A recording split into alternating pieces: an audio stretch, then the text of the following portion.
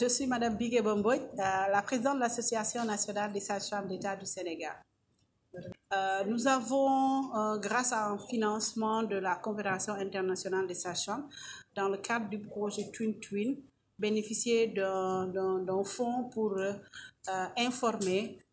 capaciter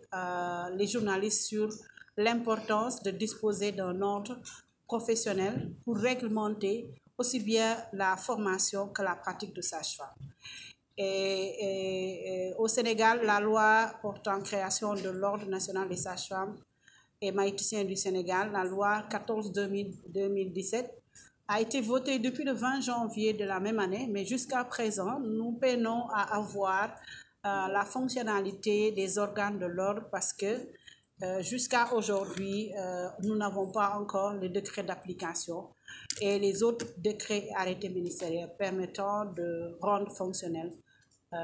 les organes de l'ordre afin d'améliorer la pratique sage-femme pour une amélioration ou une réduction des décès évitables de mères et de nouveau-nés. J'avoue qu'on ne comprend pas exactement les raisons pour lesquelles il y a un blocage, mais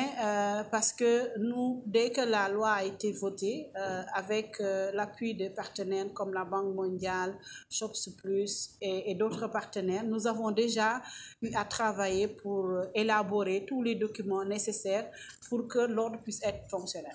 Et le projet de décret portant application, de texte d'application a été remis au niveau du ministère de la Santé depuis 2017. Nous avons également élaboré le règlement intérieur de l'ordre. Nous avons élaboré le draft de code de déontologie et de nomenclature des actes. Et tous ces documents nécessaires pour rendre l'ordre fonctionnel, nous les avons élaborés et nous les avons remis au ministère de tutelle. Mais jusqu'à présent, nous n'avons pas compris pourquoi il n'y avait pas encore cette volonté de faire sortir ces documents des tiroirs et pouvoir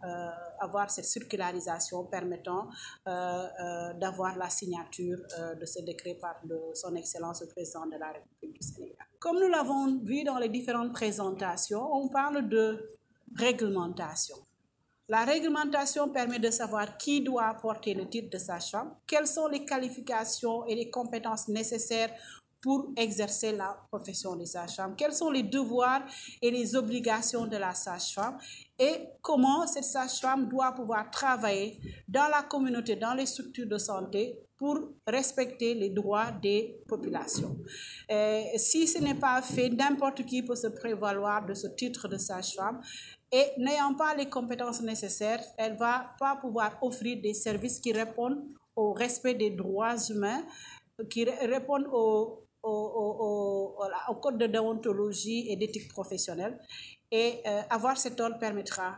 d'assurer la communauté, la population sénégalaise, que la personne qui travaille en tant que sage-femme est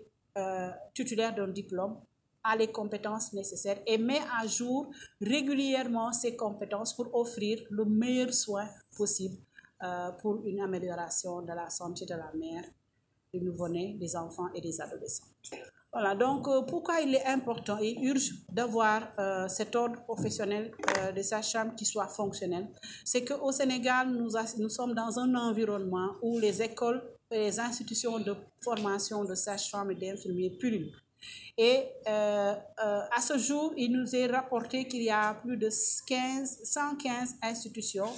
qui ont ouvert sans avoir l'agrément pour pouvoir exercer. Un audit a été fait au niveau commandité par le ministère de l'enseignement supérieur parce que maintenant avec le passage au LMD, licence, master et doctorat, donc une mission d'audit a été commanditée et nous n'avons pas encore les résultats de cet audit, mais nous sommes rendus compte que officieusement que pratiquement très peu d'écoles répondent aux normes. Et s'il y avait cet ordre professionnel, on pourrait réglementer et savoir qui a le droit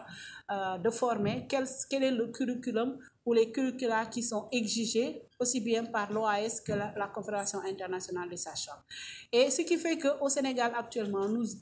observons qu'il y a plusieurs personnes qui exercent illégalement la profession de sage-femme parce que ne répondant pas à la définition donnée par l'OMS et la Confédération internationale de sages-femmes, parce que la formation qu'elle a reçue ne répond pas aux normes. Elles n'ont pas un diplôme qui est dûment reconnu au niveau de l'État du Sénégal, mais également, c'est des personnes qui sont utilisées et qui sont même exploitées parce que c'est des personnes qui peuvent faire tout ce qu'on leur demande de faire parce que n'ayant pas les moyens de dire non, parce qu'elles sont dans la parfaite illégalité. C'est pourquoi, avec l'ordre, la mise en place de l'ordre, ça permettra de nous assurer que toute personne qui se dit sage-femme est également qualifiée vraiment qualifiée pour exercer cette profession et que régulièrement elle a l'obligation de mettre à jour ses connaissances et ses compétences pour offrir le meilleur service à la population cible qui est la femme, le nouveau-né, les adolescents et les enfants. Nous attendons, c'est que nous devons mettre en place déjà un réseau qui nous permettra de pouvoir faire le plaidoyer pour la signature du décret d'application, des textes d'application, la signature du décret portant code de déontologie, la signature de l'arrêté ministériel portant nomenclature des actes, parce que, encore une fois, nous disons haut et fort, la profession sage-femme n'est pas une profession paramédicale. Nous sommes une profession médicale à responsabilité définie. Régulièrement, cette instance internationale définit les compétences que doivent avoir les sages-femmes. Donc, la sage-femme est une personne professionnelle qui est autonome et qui est responsable et qui doit pouvoir travailler en toute autonomie, mais dans le respect de l'éthique et de la déontologie. Donc, on a besoin vraiment qu'on puisse avoir un large réseau de personnes qui vont nous aider à faire ce plaidoyer, à faire connaître à la population c'est quoi la profession sage-femme, faire connaître à la population pourquoi il est important d'avoir cet ordre professionnel, mais faire connaître à la population que si on veut arriver à une couverture sanitaire universelle, il nous faut avoir des sages-femmes qui sont bien formées, mais qui sont réglementées pour pouvoir offrir les services de qualité.